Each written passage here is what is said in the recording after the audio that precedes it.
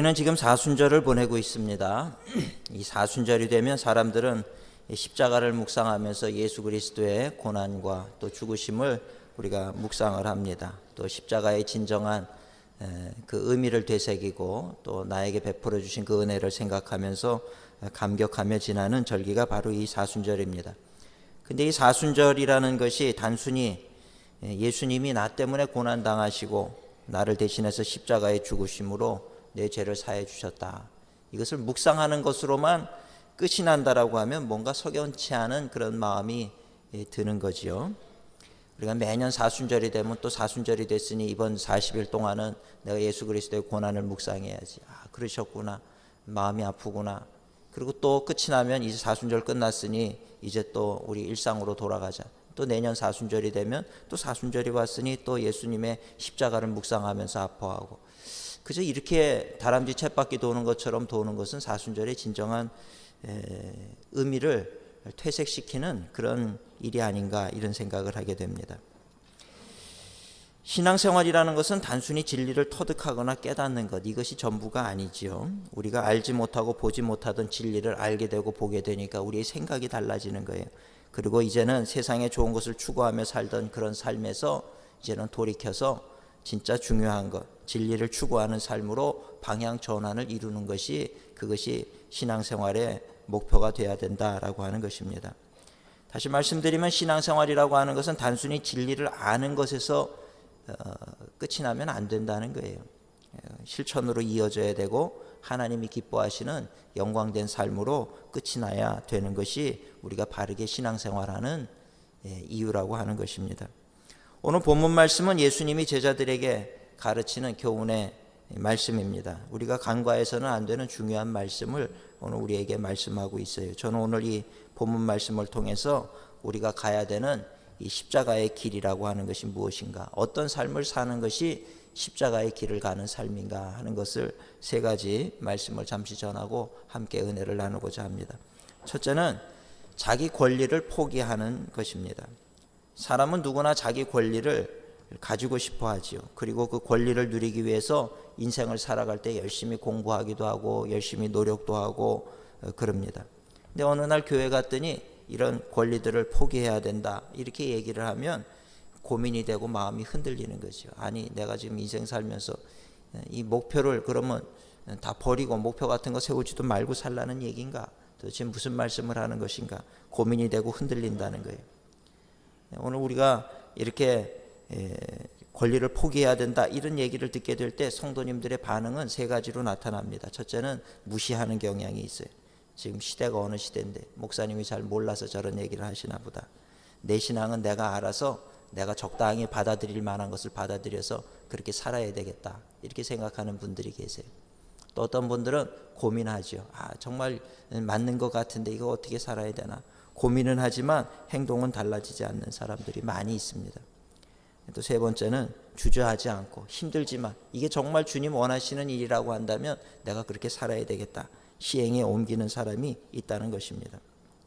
근데 오늘 우리가 이 세상에서 권리를 포기해라, 이런 얘기를 들으면 그렇게 억울하게 생각하실 건 없어요. 사실은 우리가 이 세상의 권리를 내려놓는다라고 하는 것은 우리가 천국의 시민의 권리를 얻겠다라고 하는 결단이라는 것입니다. 오늘 우리가 두 나라 국적을 가지고 있을 수는 없어요. 하나의 국적을 얻게 되면 그 국적이 주는 그 시민으로서의 권리를 우리가 누리게 되는 거죠. 예전에 한국이 굉장히 어려웠던 시절, 한국이 어디 있는지도 모르던 시절에는 한국인으로서 여권을 가지고 가면 불이익을 당하는 경우가 많이 있었어요. 그러다 보니까 미국 시민권을 갖는 게 소원이었던 그런 적도 있었습니다. 많은 분들이 미국 시민권을 얻으면 내가 사는 데 있어서 여러 가지 유익한 점들이 많으니까. 요즘은 달라졌어요. 요즘은 한국 여권을 가지고 해외를 다니면 미국 여권 가진 것보다 훨씬 편합니다. 비자가 없이도 갈 수 있는 나라가 얼마나 많은지 몰라요. 그 한국인이라고 얘기를 하면 어딜 가나 대접을 받아요. 한국 사람들을 왜 이렇게 좋아하는지 몰라요. 이 시대가 바뀌었어요. 그러나 그 과거에 어려웠던 시절에는 많은 분들이 한국 시민권을 포기하고 미국 시민권을 가지려고 했던 그런 시절도 있었어요. 근데 그 이유 중에 하나는 뭐냐면 유익이 있기 때문이라는 거죠. 유익이 있기 때문에 지금의 권리를, 지금의 국적을 포기하고라도 내가 그 유익을 갖겠다, 이런 마음인 거죠. 오늘 우리도 마찬가지예요. 우리가 지금 이 세상을 사는 동안에는 이 세상의 권리가 좋아 보일지 모르지만 오늘 우리가 하나님의 말씀이 어려워 보여도 이 말씀에 따라서 내가 이 세상 살면서 권리를 포기한다라고 하는 것은 우리가 천국의 시민권을 소유하는 방법이라고 하는 것입니다. 오늘 우리 성도님들 정말 천국 시민이 되고 싶고 하나님의 자녀가 되기를 원하면 이 땅에서의 권리를 포기하는, 기쁨으로 포기할 수 있는 그런 믿음이 우리에게 있어야 될 줄로 믿습니다. 이 권리를 포기한다라고 하는 얘기가 도대체 뭘까요? 세상 사람들과는 다른 삶을 살아가는 것을 의미하는 거예요. 이 세상에 사는 그 방식을 내려놓겠다는 얘기입니다. 오늘 본문에 의하면 베드로가 놀라운 사실을 고백을 하지요. 오늘 본문 바로 앞절에 보면 예수님께서 가이사랴 빌립보에서 제자들에게 질문을 하는 거예요. 너희는 나를 누구라고 생각하느냐? 그러니까 베드로가 정답을 얘기합니다. 주는 그리스도시요 살아계신 하나님의 아들이십니다. 예수님이 100점짜리 정답을 했으니 얼마나 기뻐하셨겠어요. 기뻐하시면서 칭찬을 했어요. 바요나 시몬아 네가 복이 있도다. 그러면서 칭찬을 하셨어요. 그리고 이 이름 위에, 이 반석 위에 내가 내 교회를 세울 것이다. 그런 말씀도 주셨죠. 정확하게 네가 잘 알고 있다는 거예요. 예수님이 누구신지에 대해서 네가 정말 정확하게 정답을 얘기했다는 것입니다. 근데 그 고백 뒤에 오늘 본문 말씀이 나오는 거예요. 그 고백 뒤에 예수님께서 진짜 중요한 사실을 말씀을 하는데 그게 뭐냐면 내가 이 땅에 고난받으러 왔다는 거예요. 많은 고난을 받고 죽게 될 것이다. 이 얘기를 말씀을 하니까 베드로가 화들짝 놀라면서 그러지 마십시오라고 만류를 하는 거예요. 22절에 보니까 베드로가 예수를 붙들고 항변하여 이르되 주여 그리하지 마옵소서. 이 일이 결코 주께 미치지 아니하리이다. 예수님 무슨 말씀이세요? 이 땅에서 이제는 주님의 나라를 세우고 이제는 정말 지배를 하고 다스리고 권세를 가지고 그렇게 이제는 떵떵거리면서 잘 사셔야지 그러시면 되겠습니까? 고난을 당하시고 죽게 된다니 이게 무슨 말씀이십니까? 장수하셔야지요. 건강하게 오래 사셔야지요. 이런 얘기를 하는 거예요. 그런데 그런 베드로는 예수님을 염려해서 한 소리죠. 그죠? 그렇게 하지 마십시오. 이게 당연한 얘기예요. 근데 예수님은 그렇게 고백하고 있는 베드로에게 야단을 치시는 거예요. 심하게 야단을 칩니다. 뭐라 그러냐면 사탄아 물러가라. 베드로가 얼마나 놀랬겠어요. 조금 전에 칭찬받았는데 얼마 전까지만 해도 나를 칭찬하셨는데 내가 지금 뭐 다른 얘기한 것도 아니고 예수님 잘 되라고 덕담한 거잖아요. 죽다니 무슨 말씀입니까? 복 많이 받고 장수하셔야죠. 우린 이런 얘기하면 고마워하지요. 누가 우리에게 복 많이 받으시고 장수하셔야죠. 그러면 감사합니다. 이렇게 염려해 주시니 참 고맙습니다. 이럴 텐데 베드로도 그런 맥락에서 예수님에게 고난당한다 그러니 예수님 그런 생각하지 마세요. 잘 사셔야죠. 고난을 당하신다는 게 무슨 말씀입니까? 그런 얘기를 하는데도 예수님은 뭐라 그래요? 사탄아 물러가라. 이게 뭔가 이게 도대체 이게 무슨 소린가? 이런 얘기를, 이런 생각을 하지 않을 수가 없다는 거죠. 근데 오늘 이 베드로의 모습은 사실 우리의 모습하고 똑같아요. 예수님은 하나님의 아들이시라는 걸 우리는 너무나도 잘 알고 있어요. 그분이 우리를 대신해서 죽으셨고 우리가 하나님의 자녀가 되었다는 것도 너무나도 잘 알고 있어요. 근데 그러면서도 오늘 우리는 뭐냐면 십자가의 길, 고난의 길, 이런 길은 아닙니다. 그런 거 질려 그러지 마시고 그저 우리 잘 먹고 잘 살아야 될 거 아닙니까? 우리 행복하게 사셔야지요. 장수도 하셔야지요. 그것이 하나님이 주시는 축복입니다. 그렇게 살아야 됩니다. 이것을 우리는 얘기하고 있다는 얘기예요. 만약에 우리의 모습이 이 베드로의 생각과 별로 다르지 않다라고 하면 오늘 우리를 바라보시는 예수님의 마음이 어떻겠는가? 이것도 우리는 한번 생각해 봐야 된다는 것입니다. 십자가는 괴로운 일이에요. 근데 오늘 본문에 보면 예수님은 자기를 부인하고 자기 십자가를 지고 나를 따르라. 자기를 부인하라 그러잖아요. 자기를 부인하고. 우리는 자기를 부인하지 않아요. 늘 내 권리를 주장하라고 나를 드러내기를 원하고. 그게 우리들의 모습인데 오늘 예수님은 자기를 부인하라는 거예요. 그리고 십자가를 지고 나를 따라야 된다. 참 이 말씀 속에서 우리가 참 생각해야 될 부분이 많이 있다라고 생각을 합니다. 많은 사람들이 많은 경우에 보면 하나님의 아들이 되는 일, 그 하나님의 아들이 되는 권리와 권세는 가지기를 원해요. 그러나 하나님의 아들로서 져야 될 십자가에 대해서는 지고 싶어 하지 않는다는 거예요. 돌아보고 싶어 하지도 않아요. 베드로는 예수님께 이런 자신의 세속적인 생각을 얘기를 한 거예요. 그죠? 그런 고난의 길을 가려고 생각하지 마십시오. 예수님 잘 돼야 됩니다. 예수님은 그런 얘기를 한 거죠. 오늘 우리가 정말 바른 신앙생활을 하기 원한다면 성경의 지식을 배워 아는 것도 중요하지만 더 중요한 것은 내가 이제는 십자가를 지고 주님을 따라가는 인생이 참 중요하다는 거예요. 우리가 사순절에 하나님의 말씀을 묵상하는 것도 중요하지만 그 은혜를 다시 되새기는 것도 중요하지만 더 중요한 것은 이제는 나도 내 십자가를 지고 주님 가신 그 길을 따라가겠습니다. 여기까지 이어져야 그것이 온전한 신앙생활의 모습이라고 하는 것입니다. 오늘 우리는 하나님의 뜻을 잘 알면서도 십자가를 지지 못하는 이유가 있어요. 왜냐하면 힘들기 때문에 그래요. 지고 싶은 마음이 없어요. 힘든데 왜? 좀 편하게 살고 싶은데. 안 그래도 힘든데. 때로는 예수님의 십자가를 지려니까 정말 머리를 숙여야 되고 말도 안 되는 얘기를 들어줘야 되고 때로는 내 잘못도 아닌데 내 잘못인 것처럼 죄송하다라고 얘기를 해야 되고 왜 그래야 됩니까? 시시비비를 분명하게 따져서 누가 옳고 그름을 좀 판별을 해내고 싶고 그래야 되는데 그저 내가 그냥 모든 잘못을 다 내 탓으로 돌리고 그렇게 한다는 게 그게 쉬운 일은 아니죠. 왜 그래야 됩니까? 그럼 꼭 마치 이 세상에 정의가 없어질 것처럼 그렇게 생각이 되고 말이죠. 그렇게 하기가 싫은 거죠. 근데 오늘 그런 마음을 가지고는 우리는 절대로 예수님의 십자가를 질 수가 없다라고 하는 거예요. 오늘 우리가 십자가를 지기 위해서 가장 좋은 방법은요, 자기 권리를 내려놓는 겁니다. 내 권리를 포기하는 거예요. 예수님도 당신의 권리를 내려놓으셨어요. 철저하게. 이 세상에 사시는 동안에 하나님의 아들이라는 권세를 단 한 번도 사용하신 적이 없었어요. 때리면 맞으셨고 조롱하면 그 조롱의 소리를 들으셨어요. 그렇기 때문에 예수님은 십자가를 질 수가 있었다는 거예요. 오늘 우리 성도님들 자기 권리를 먼저 예수님의 십자가 아래 내려놓을 수 있는 이런 지혜와 용기와 결단이 있어지기를 주님의 이름으로 축원을 드립니다.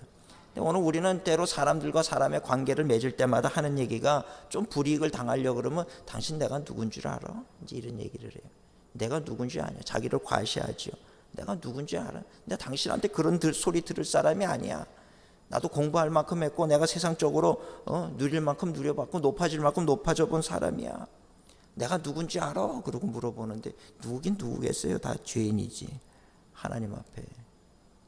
그렇지 않습니까? 근데 우리는 자꾸 내 과거의 뭔가를 업적을 드러내면서 나를 과신하면서 그런 마음 가지고는 절대 내가 누구를 위해서 십자가를 질 수가 없어요. 오늘 십자가를 질 수 있는 사람은 누구냐 하면 예수님이 정말 나 같은 죄인을 위해서도 죽으셨다. 이게 정말 은혜로 누려지는 사람만이 십자가를 질 수가 있는 거예요. 나는 죽을 수밖에 없는 죄인이었고 아무것도 아닌 사람이지만 그러나 주님은 나를 위해서 피 흘려 죽으시고 그리고 나를 대신해서 십자가의 고난을 받으셨습니다. 그 은혜가 정말 감사하게 느껴지는 사람만이 예수님이 나 같은 죄인을 위해서도 그렇게 하셨는데 내가 누구를 위해서 그거를 못한다면 이게 말이 안 됩니다. 이런 마음이 느껴지는 사람만이 누군가 자기 십자가를 지고 예수님을 따라갈 수 있는 그런 사람이 되어질 수 있다는 이야기입니다. 오늘 세상 사람들 우리 교회와 교회가 모이면 제가 연합 집회를 많이 하는데 연합이 어렵다는 거예요. 우리나라에도 보면은 뭐 서로 조금만 교리가 다르면은 분열이 되고 그러지 않습니까? 저는 연합 활동을 해보니까 연합이 너무 쉬운 거예요. 이게 어렵지가 않아요. 사람들이 비결을 물어봐요. 목사님 어떻게 그렇게 연합을 잘 하십니까? 연합이요? 연합 어렵지 않아요. 연합이 제일 어렵던데 연합이 안 되던데 어떻게 연합이 쉽다고 얘기를 하십니까? 연합 쉬워요. 그럼 비결을 물어봐요. 그 비결이 뭡니까? 그 비결이요. 자기 권리 내려놓으면 돼요. 자기가 뭘 주장하지 않으면 돼요. 내가 큰 교회 목사니까 나를 다 따라와라. 그러면 아무도 안 따라가요. 근데 모든 물이 바다로 모이는 이유는 바다가 따라오라 그러지 않아. 바다는 그저 제일 낮은 곳에 있어요. 제일 낮은 곳에 겸손이 있으니까 높은 곳에 있던 물들이 다 흘러내려오는 거죠. 거기는 흙탕물도 들어오고 맑은 샘물도 들어오고 모든 물들이 다 들어오는데 모든 물들이 그 바다로 모이는 이유는 바다가 제일 낮은 곳에 있기 때문이라는 거예요. 누군가가 섬기려고 하는 마음이 있고 누군가가 정말 모든 사람을 품어 안으려고 하는 겸손의 마음이 있으면 거긴 연합이 자연스럽게 이루어집니다. 진짜 섬겨주는 거죠. 섬겨주고 잘한다고 격려해주고. 요즘에 젊은 아이들이 교회를 떠난단 말이죠. 왜 떠나느냐 질문하지만 단순하거든요. 교회가 늘 높은 곳에서 높은 기준을 가지고 따라오라 그러니까 못 오거든요. 모든 사람들을 향해서 품어 안으려고 하는 마음을 가지고 와라. 너희들 쉬다 가라.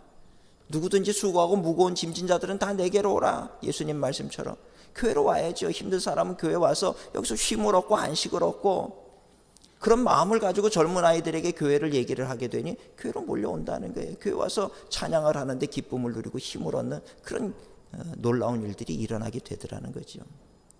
연합은요, 그저 우리가 겸손한 마음 가지고 있으면 되는 거예요. 예수님이 보여주신 그 모습을 우리가 따라가려고 하는 마음이 있으면 연합은 이루어지더라는 것입니다. 오늘 우리 성도님들, 내 권리를 내려놓는 것에서부터 그것이 내 세상적인 유익을 다 포기하라는 얘기가 아니에요. 그저 나에게 주어진 직장에서 그저 내가 욕심 없이 최선을 다하다 보면 하나님이 또 존귀하게 만드시는 것이고, 그저 내가 감사한 마음 가지고 그저 주님의 은혜 감사한 마음, 그것을 우선으로 생각하고 주어진 일에 최선을 다하다 보면 그저 하나님께서 때가 되면 인도하시는 놀라운 은혜를 경험하며 살아가게 되는 거예요.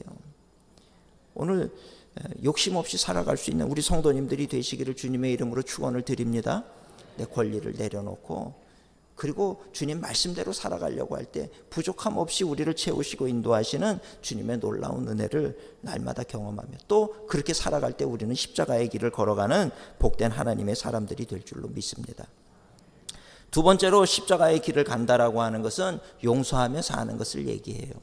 용서하며 사는 거예요. 십자가의 가장 큰 의미는 우리 죄가 사함받은 장소라는 거지요. 왜 예수님이 모든 권세를 내려놓으시고 이 땅에 오셔서 십자가를 왜 지셨는가? 그거는 바로 우리를 죄에서 용서하시기 위함이에요. 우리 죄를 용서하시기 위함이죠. 사람들은 종종 얘기할 때 세상에서 제일 어려운 일이 용서하는 겁니다, 이런 얘기를 해요. 용서가 안 돼요. 용서 그것만은 절대로 안 돼요. 참 힘들어요. 어떻게 그 용서가 됩니까?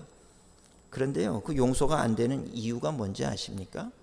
용서가 안 되는 이유는요, 자기를 너무 사랑하기 때문에 그래요. 자기를 너무 사랑하는데, 자기 사랑하는 게 나쁜 건 아니에요. 근데 자기를 너무 사랑해, 지나치게 사랑해, 이기적으로 사랑해. 그렇기 때문에 용서가 안 되는 거예요. 만약에 A라는 사람이 저 B라는 사람한테 잘못하면요, 객관적으로 보면 별로 큰 잘못도 아니에요. 근데 이 사람이, B라는 사람이 A라는 사람을 용서를 못하면 왜 그걸 용서를 못해요? 이런단 말이에요. 근데 똑같이 A라는 사람이 나한테 잘못을 하면 그건 용서가 안 돼요. 이 사람이 했을 때는 별거 아닌 것처럼 생각됐는데 나한테 잘못할 때는 이게 용서가 안 되고 막 밤잠을 못 자겠는 거예요. 그게 왜 그런지 아십니까? 나를 너무 이기적으로 사랑하기 때문에 그렇다는 거예요. 어떻게 감히 나한테 그럴 수가 있어? 그 어떻게 나한테 이런 얘기를 하고 어떻게 나한테 이럴 수가 있어? 자기를 너무 이기적으로 사랑하기 때문에 용서가 안 되더라는 거예요. 늘 말씀드리지만 용서는요, 해도 좋고 안 해도 되는 그런 선택사항이 아닙니다. 필수적인 사항이에요. 반드시 해야만 하는 것이 용서예요. 왜냐하면 용서는 그 사람을 위해서 하는 게 아니라 나 자신을 위해서 하는 것이기 때문에 그렇다는 거예요. 성경에는요, 늘 말씀드리잖아요. 우리가 주기도문 외울 때도 주기도문에 뭐라고 되어 있습니까? 우리가 우리에게 죄 지은 자를 사하여 준 것 같이 우리 죄를 사하여 주옵시고. 무슨 얘기예요? 내가 상대방을 잘못한 걸 용서를 할 때 하나님도 내 죄를 사해달라는 그런 고백인 거예요. 내가 이웃들과의 관계에 있어서 용서하지 못하게 되면 하나님도 내 죄를 용서하지 않는다는 얘기예요. 이 말씀이 마태복음 18장에 그대로 또 기록이 돼 있어요. 마태복음 18장에 보면 10,000달란트 탕감받은 종이 길 가다가 자기한테 100데나리온 빚진 자 멱살을 잡으면서 왜 빚을 안 갚느냐? 이걸 임금이 들었어요. 나는 10,000달란트를 탕감해 줬는데 너는 고작 100달란트도 그 탕감을 못 해주고 그렇게 그 사람을 멱살잡이하고 돈을 내놓으라 그러니 나도 널 용서하지 못하겠다. 그러면서 다시 옥에다가 가둔단 말이죠. 이 이야기를, 이 비유를 예수님이 말씀하시면서 결론으로 내리는 말씀이 마태복음 18장 35절에 보면 너희가 각각 마음으로부터 형제를 용서하지 아니하면 나의 하늘 아버지께서도 너희에게 이와 같이 하시리라.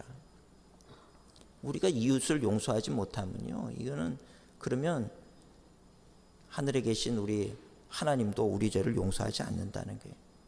오늘 제가 신앙생활 하면서 보면은 많은 분들이 이 가정에 매여 있는 것들이 있고 여러 가지 문제점에 매여 있는 분들이 많이 계세요. 근데 그 매여 있는 그 가장 중심에 뭐가 있는지 아십니까? 우리가 이웃과 화목하지 못하고 용서하지 못하는 것, 이것이 아주 영적으로 매여 있어가지고 기도해도 기도 응답도 없고 은혜도 못 받고 여기 내가 참 자유함을 누리지 못하는 거예요. 예수님은 진리를 알지니 진리가 너희를 자유케 하리라. 근데 교회에 다녀도 자유함이 없어요. 늘 속이 상하고 뭔가 속에 답답함이 있고 뭔가 그냥 예수 믿을 때나 안 믿을 때나 별로 다른 거 없이 그렇게 생각이 되고, 그 이유 중에 가장 중요한 이유가 용서하지 못하기 때문이라고 하는 것을 아셔야 돼요. 십중팔구 어떤 문제가 있으신 분들 그 문제의 근본을 이렇게 열어보고 뚜껑을 열어보고 확인을 해보면 거기에는 누군가를 미워하고 용서하지 못하는 마음이 반드시 있더라는 거예요. 오늘 우리 성도님들, 내가 용서하는 것은요 그 사람을 위해서가 아닙니다. 내가 용서할 때 비로소 내가 자유함을 누리게 되는 거예요. 내가 그 사람을 용서할 때 내 기도가 하나님 앞에 응답되는 것을 우리가 경험하게 되는 줄로 믿습니다. 십자가의 길을 간다는 거예요.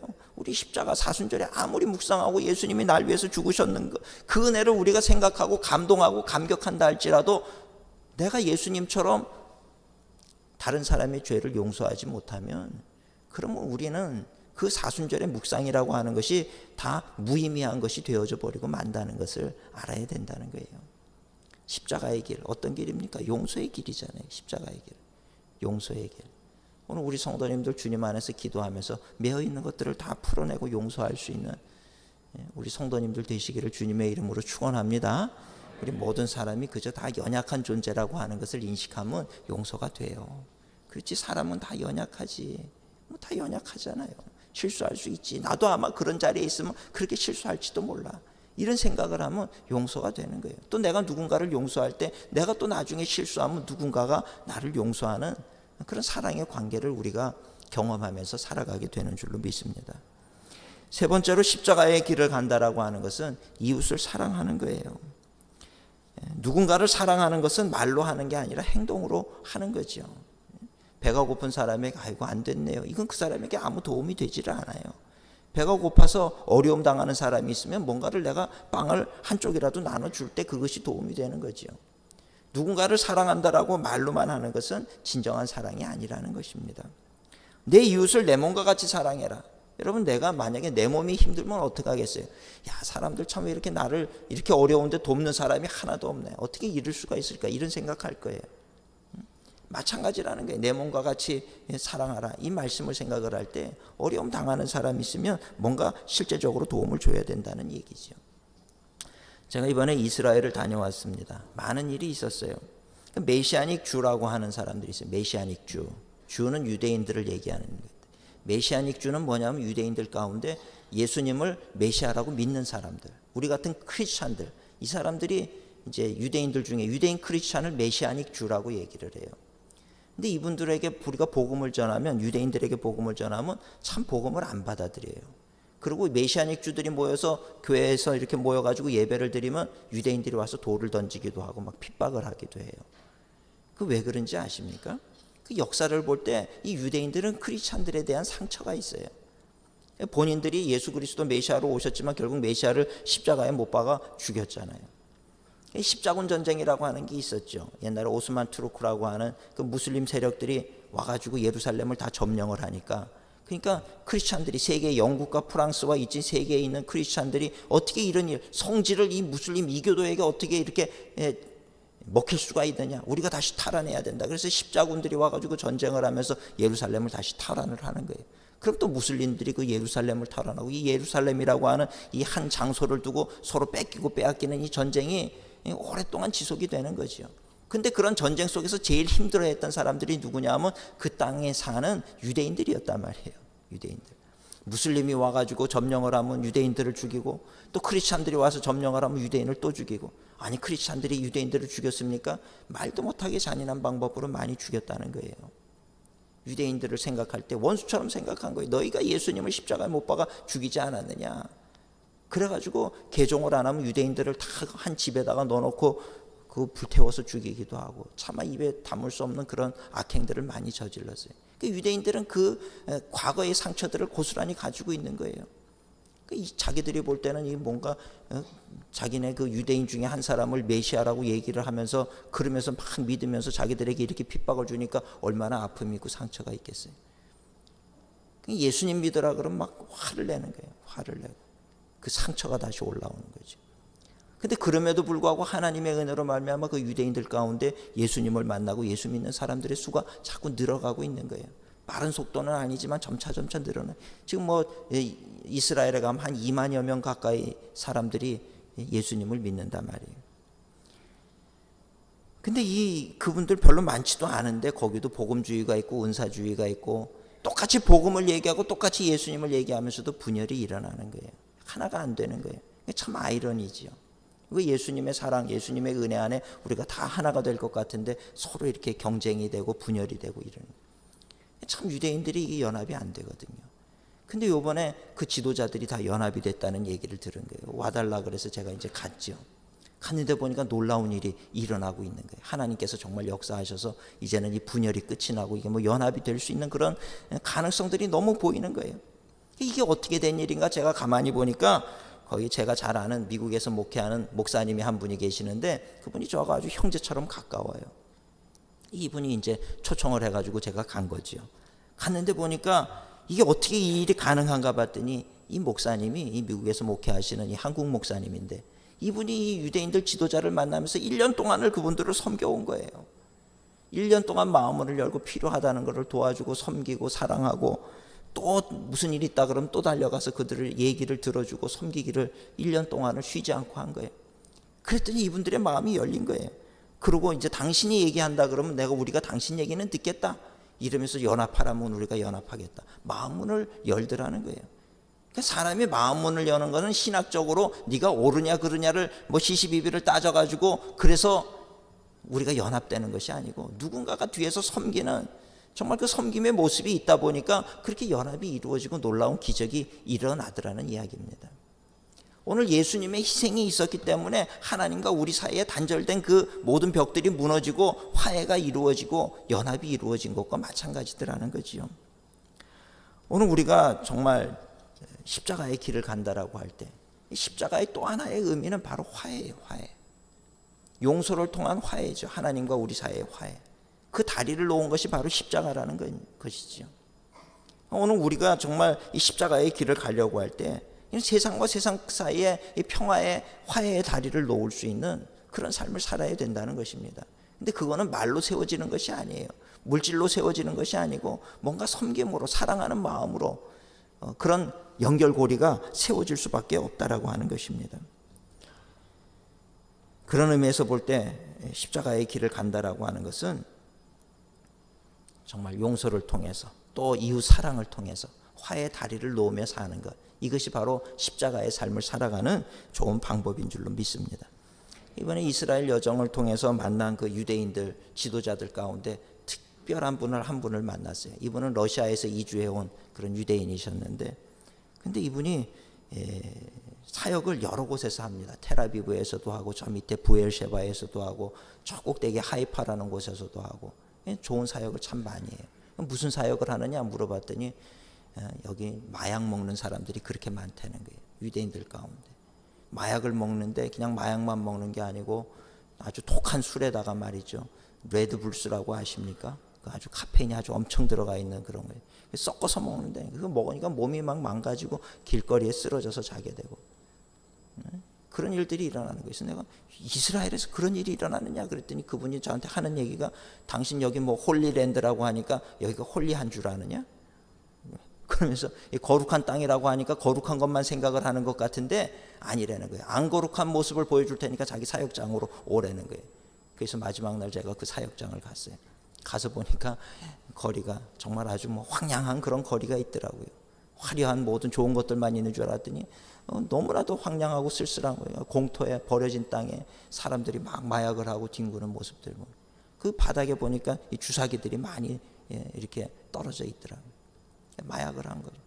가보니까 몇몇 사람들을 만났는데 보니까 다 눈들이 반이 이렇게 개슴츠레해가지고 풀려 있는 거예요. 다 마약하고 있는 거죠 지금. 근데 여기에 이 목사님이 유대인 목사님이죠. 이분이 콜라를 한 병을 사고 한쪽에는 빵을 들고 이렇게 찾아가는 거예요. 저 따라오라는 거예요. 그러니까 거기 따라가 조수 역할을 한 거죠. 가서 따라가니까 거기 콜라 한 잔을 따라주니까 어차피 할 일도 없는 사람들이니까 거기 이렇게 앉아있다 콜라 따라주니까 그거 마시는 동안에 이런저런 얘기를 하더라고요. 바로 여기 교회가 있는데 당신 배고프면 언제든지 와서 밥 먹고 가라.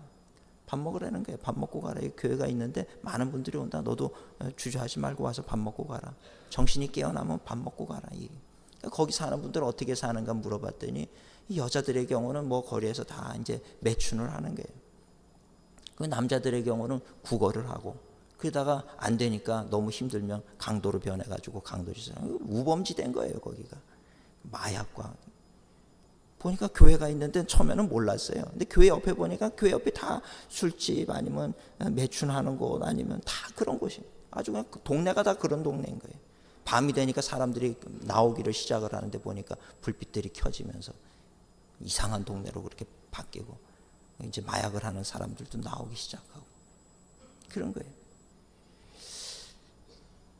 우리가 사순절을 지나면서 제가 비행기를 타고 오다가 여러 가지를 생각을 했습니다. 세계 각국에서 이제 사순절이 되니까 이스라엘을 향해서 사람들이 찾아오는 거예요.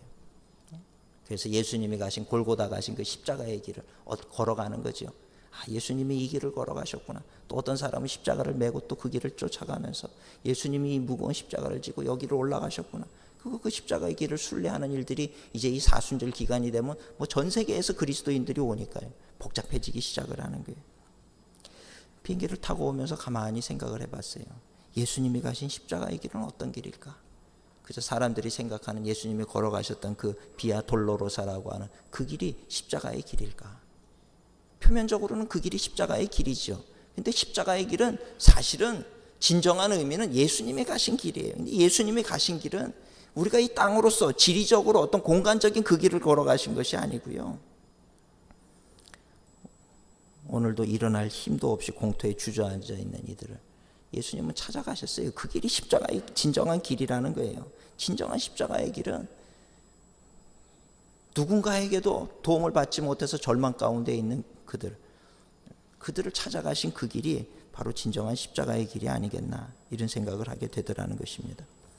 오늘 우리 사랑하는 성도님들 예수님 믿고 팔자 고치는 거 성공하는 거 이것이 예수님 믿는 목적이 돼서는 안 돼요. 예수 믿고 세상에서 권세를 얻는 것 이것이 예수님을 믿는 목적이 돼서는 안 된다는 것입니다. 오늘 내가 예수님을 믿어 하나님의 자녀가 되고 천국 시민이 되었다라고 하면 이제는 내가 세상의 권리를 내려놓겠다라고 하는 결단이 있어야 되는 거예요. 이제는 내가 어렵고 힘든 인생을 살고 있는 이웃이 있다고 하면 내가 그들을 용서하고 사랑하고 품어 안겠다는 그런 마음을 가지고 다가갈 수 있는 그런 우리들이 돼야 된다는 것입니다. 오늘 성도님들 세상에서 살면서 물론 열심히 살아야지요.